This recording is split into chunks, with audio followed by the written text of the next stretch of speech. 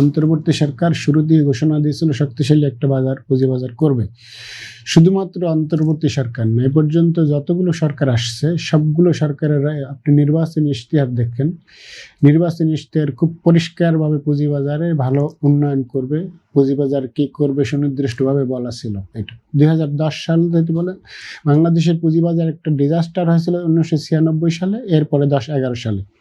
10-11 সালের পর থেকে এ পর্যন্ত 4টা নির্বাচন হয়েছে। প্রত্যেকটা নির্বাচনের আগে সরকারের নির্বাচনী ইশতেহারে দেখেন পুঁজিবাজার নিয়ে অত্যন্ত চমৎকার ভাষায় কিছু কথা লেখা ছিল, কিন্তু কোনো সরকারই সেটা বাস্তবায়ন করে না। এটার কারণ কি? এটার কারণ হলো যে রাজনৈতিক সদিচ্ছা। যেই সমস্ত ইশতেহারের প্রতিশ্রুতি বলেন, অন্তর্বর্তী সরকারের প্রতিশ্রুতি বলেন, সবগুলোই হলো কাগজের ভিতর সীমাবদ্ধ ছিল।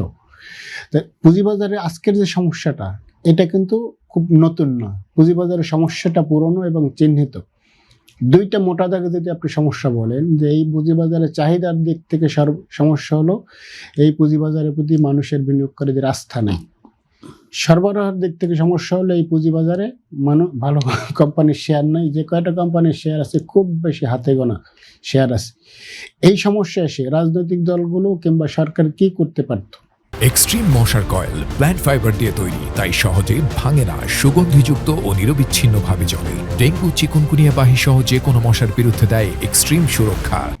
কি করা উচিত ছিল? দেখেন যে আমাদের বিনিয়োগকারীদের বাংলাদেশের পুঁজিবাজার এখনো অত বেশি ওই রকম পরিপক্ক হয় নাই। আমাদের বিনিয়োগকারীদের দিক থেকেও যে আমাদের যে প্রত্যাশা, সেখানেও বিজ্ঞান ভিত্তিক না। আমাদের বিনিয়োগকারীদের প্রত্যাশা এভাবে যে সূচক বাড়লেই সেটা মনে করে যে শেয়ার বাজারটা ভালো আছে, আবার যখন সূচক পড়ে যায় বলে শেয়ার বাজার ডিজাস্টার কিংবা দুর্যোগ। এই জায়গাটাই হলো কাজ করার আছে বিনিয়োগকারীদের প্রত্যাশাটা। এই প্রত্যাশাটা কিভাবে তৈরি হয়েছে? এই প্রত্যাশাটা তৈরি হয়েছে, এখানেও নিয়ন্ত্রক সংস্থা কিংবা বলেন গভর্নমেন্ট দায়ী আছে। যখনই পুঁজিবাজার সূচক পড়ে যায় তখনই সরকার কিংবা নিয়ন্ত্রক সংস্থা একটা সিদ্ধান্ত নেয়, কখনো মার্জিন ঋণ কমায়, কখনো মার্জিন ঋণ বাড়াই দেয়, কখনো বা হলো একটা সময় এসে দেখবেন দীর্ঘ সময় পুঁজিবাজারের ফ্লোর প্রাইস দিয়ে হলো আটকে রাখা হয়েছিল।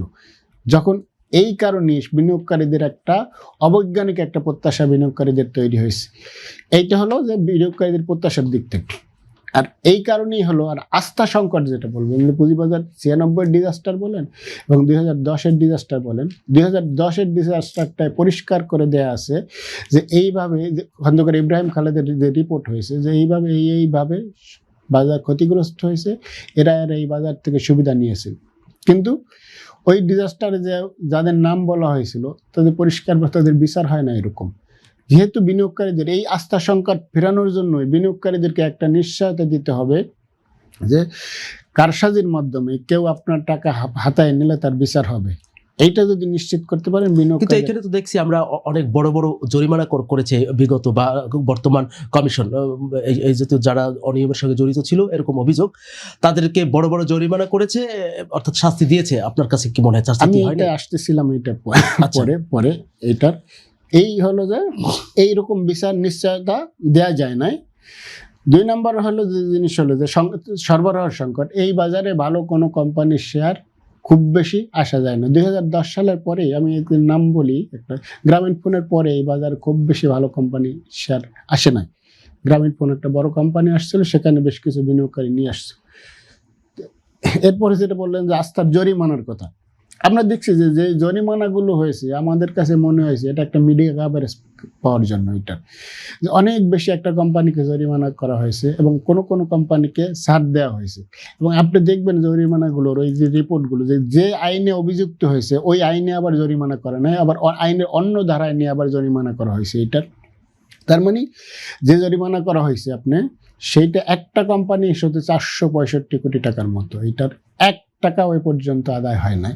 তার মানে এটা একটা মিডিয়া কভারেজ ছিল, এর বাইরেও আরও আস্থা ফেরানোর জন্য এর অনেক কিছু করার ছিল। এটা কেন করতে পারে না? এটা নাইম ভাই একটা পয়েন্ট বলছিল যে আমরা যে এই বাজারে যাদেরকে নিয়োগ দেওয়া হয়, এটা প্রাথমিকভাবে যাদেরকে ধরে এনে বসানো হয় এদের বাজার সম্পর্কে প্রাথমিকভাবে কোনো ধারণা থাকে না, কারণ এই বাজারটা হাইলি একটা টেকনিক্যাল জায়গা।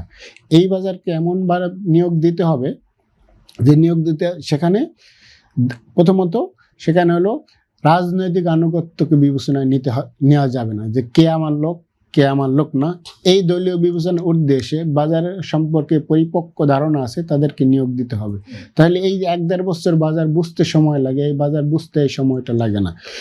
এরপরে হলো যে ভালো কোম্পানির কিছু শেয়ার সরবরাহ বাড়াতে হবে। এর শেয়ার বাড়ানোর জন্য বেশ কিছু উদ্যোগ নেওয়া হয়েছিল। আপনি জানেন, আওয়ামী লীগের আমলেও উদ্যোগ নেওয়া হয়েছিল 26টি কোম্পানির শেয়ার স্বয়ং প্রধানমন্ত্রী নির্দেশনা দিয়েছিলেন এবং 8টা কোম্পানিকে দ্রুত নিয়ে আসবেন এরকম একটা টাইম লাইন বেঁধে দেওয়া হয়েছে, সম্ভবত 2 থেকে 3 মাস, কিন্তু সেই শেয়ারগুলো আসতে পারে না। যে বাজারে যে চাহিদাটা তৈরি হয়েছিল 2010 সালে, ওই সময় সরবরাহ যদি বাড়ে, সরকারি কোম্পানির শেয়ার বলেন, মাল্টিন্যাশনাল কোম্পানির শেয়ার, এই সরবরাহ বাড়িয়ে যদি এই বাজারটাকে ভারসাম্যপূর্ণ করা যেত, আমরা যে দুর্যোগটা দেখছি এই দুর্যোগের পরিবর্তে বাংলাদেশের শেয়ার বাজার একটা দৃষ্টান্ত হতে পারত। কিন্তু এই দৃষ্টান্তটা না হয়ে আমরা ডিজাস্টার দেখছি, অনেক বেশি চাহিদা কিন্তু সরবরাহ নয়, যে কারণে হলো মিসম্যাচ হয়েছে। আসলে কি করা দরকার? আমরা আরেকটা বিষয় আমি বলি, আমরা যখন নতুন সরকার হোক, আমি ইশতেহারগুলো দেখলাম, আমরা শুধুমাত্র শেয়ার বাজার নিয়ে একটা জায়গায় শুধুমাত্র শেয়ার বাজারকে নিয়ে চিন্তা করি। আসলে শেয়ার বাজারটা শুধুমাত্র একটা বিচ্ছিন্ন কিছু নয়, এটা ফাইন্যান্সিয়াল ইকোসিস্টেমের একটা অংশ। এবং শুধুমাত্র শেয়ার বাজারকে নিয়ে যদি আপনি পরিকল্পনা করেন, তাইলে হলে এই বাজারটা আপনি এই পরিকল্পনা করতে থাকবেন, এইটা কাগজে সীমাবদ্ধ থাকবে, আপনার কাগজ নষ্ট হবে, এই বাজার কিন্তু তেমন কিছু উন্নত হবে না। আপনি শেয়ার বাজারের রিপোর্টার, আমরাও হলে রিপোর্ট করতে যে বিষয়গুলো আমরা দেখছি, আমরা যে প্রথমত সমন্বয়ের অভাব, সেই সমন্বয়ের অভাবটা কোনখানে দেখেন।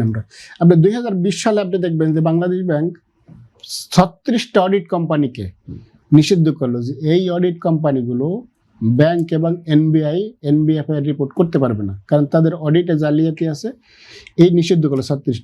ওই 36টা অডিট কোম্পানি গত 5-7 বছরে যেই কোম্পানিগুলো শেয়ার বাজারে আসছে, এর মধ্যে আপনি দেখবেন যে 50 থেকে 60টা কোম্পানি, মিউচুয়াল ফান্ড সহ, এই কোম্পানিগুলো এই নিষিদ্ধ কোম্পানির অডিট দিয়ে চলে আসছে। এইটা বাংলাদেশ ব্যাংক নিষিদ্ধ করলো যে ভুয়া অডিট করে, এদেরকে অডিট করানো যাবে না। এই কোম্পানির অডিট করা প্রতিষ্ঠান যখন শেয়ার বাজারে আসে, তখন হইলো এই কোম্পানিগুলো খুব স্বাভাবিকভাবেই ধরে নেওয়া যায় যে এই কোম্পানিগুলো জটিলতা আছে, সমস্যা আছে, এই কোম্পানিগুলোতে কারসাজি আছে। এই যে সমন্বয় Bangladesh bank, securities and exchange commission, IDRA এবং এনবিআরএ সবাই মিলিয়ে যদি এই অডিট কোম্পানিগুলোর বিরুদ্ধে, যে এই অডিট কোম্পানি আমরা আইপিও আনতে দিব না, তাহলে তো এই জায়গাতে হয়তো ভুয়া কোম্পানিগুলো আসার একটু সুযোগ পেত না। 3 নম্বর জিনিস বলো, আমরা রিপোর্ট করতে যাই দেখছি এনবিআর এর সাথে কোথায় সমন্বয়ের ঘাটতি আছে। দেখবেন যে আমি এক রিপোর্ট করতে যেয়ে দেখতাম, একটা কোম্পানি যখন সে এনবিআর এ ট্যাক্স ফাইল দাখিল করলেন, ট্যাক্স ফাইল দাখিল করে তখন তার সম্পদ দেখাইছেন তাহলে 734 কোটি টাকার মতো। ওই কোম্পানি আবার যখন ব্যাংক লোনের জন্য গেছেন, তখন তার সম্পদ দেখাইছে 21,000 কোটি টাকা। তার মানে কি, এই কোম্পানিগুলো যদি এইখানে একটা সমন্বয় থাকতো যে কোন কোম্পানি কত টাকা ব্যাংক লোন পাবে, সেটা তার এনবিআর এর ট্যাক্স ফাইলে কত অ্যাসেট দেওয়া হয়েছে সেইটার উপর নির্ভর করবে, তাহলে এই কোম্পানিটা ভুয়া অডিট দেখায়া কিংবা ভুয়া অ্যাসেট দেখায়া এই কোম্পানি আর হলো টাকা ওই ব্যাংক থেকে টাকা নেওয়ার সুযোগ পেত না। অথবা আর যদি এনবিআর এই সিস্টেমটা যদি করতে, যে সঠিক অ্যাসেটটা দেখাইতে হবে সমন্বয় করে, তখন হলো এনবিআরও হলো তার সম্পদের পরিমাণটা আরো একটু বাড়ায় দেখাইতো, সরকার হলো বেশি ট্যাক্স পেত। এখানে আর একটা বিষয় হইতো, যখন একটা কোম্পানি যখন ব্যাংক লোনের জন্য আবেদন করে, মাঠ পর্যায়ের কিছু কর্মকর্তা চলে যায় তার সম্পদের মূল্যায়নের জন্য। এইটা একেবারেই কোনো অযৌক্তিক কোনো দরকার নাই, কারণ তার ট্যাক্স ফাইলে কত সম্পদ আছে সেইটা দেখলেই হলো তার লোন পায়। সবশেষে আমি যেটা বলতে চাই যে আপনি শেয়ার বাজারকে যদি উন্নয়ন করতে চান, তাহলে টোটাল ফাইন্যান্সিয়াল ইকোসিস্টেমের মধ্যে একটা সমন্বয় এবং টোটাল ফাইন্যান্সিয়াল ইকোসিস্টেমটা সংস্কার করতে হবে। এইটা করার জন্য রাজনৈতিক সদিচ্ছা দরকার। সেইটা বর্তমান সরকার কতটা করবে সেটার জন্য আমাদের আরেকটা অপেক্ষা করতে হবে।